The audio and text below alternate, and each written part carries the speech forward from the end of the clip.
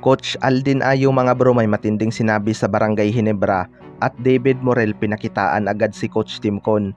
Yan mga bro, pagkatapos mong i-like ang ating video, mag-subscribe na rin kung bago ka pa lang sa ating channel at i-click ang notification bell para lagi kang updated sa ating mga sports balita.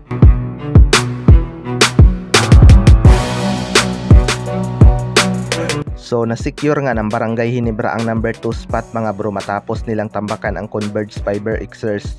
Naging dikit nga lang ang laban sa first half dahil hindi pa nakuha ng Barangay Ginebra ang kanilang rhythm. Pasok nga ang unang tira ni Ralph sa 3 pero inalat nga ang kanyang mga sunod na tira mga bro. Pero pagpasok ng second half, dito na nga nagsimulang magwala ang Barangay Ginebra at umabot lang naman sa 20 points ang kanilang lamang. Ayon nga kay Coach Aldin Ayo mga bro ay napakahirap nga daw talunin ng Barangay Ginebra dahil napakalalakas nga daw ng kanilang mga players. Well, para sa akin mga bro, mahirap talagang talunin itong Barangay Ginebra lalo na kapag walang solid lineup.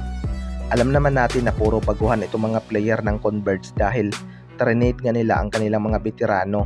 Pero nakakasabay naman sila noong una. Iba lang din talaga ang experience ng Barangay Ginebra lalo na kapag dikit ang laban sa first half. Gumagawa nga ng adjustment itong si Coach Timcon kaya biglang nag-iiba ang kanilang laro. Kaya sa ngayon ay malaki ang chance ng Barangay Ginebra sa twice to beat advantage. Sa kabilang banda naman mga bro, David Morel pinakitaan agad si Coach Timcon. Ito nga si David Morel ang isa sa mga inaabangang mag-debut sa Barangay Ginebra mga bro matapos itong makuha via free agent. Expected ngang matutulungan ito ang Barangay Ginebra dahil sa absence ni Jimmy Malonzo. Late na nga ng 4th quarter pinasok itong si David Morel dahil sobrang laki na nga ng lamang nitong Barangay Ginebra. Hindi na rin masama para kay David Morel mga bro para sa kanyang debut game at umiscore agad ng 3 points at pinakitaan si Coach Timcon ng hustle play. Muntik na rin itong makaaway ang player ng Converge na si De Los Santos dahil inagawan siya ng bola. Maraming ang nakapag-contribute sa Barangay Ginebra sa opensa mga bro at pinangunahan nga ni Sistand ang laban, scoring almost triple-double, 33 points, 12 rebounds at 9 assists.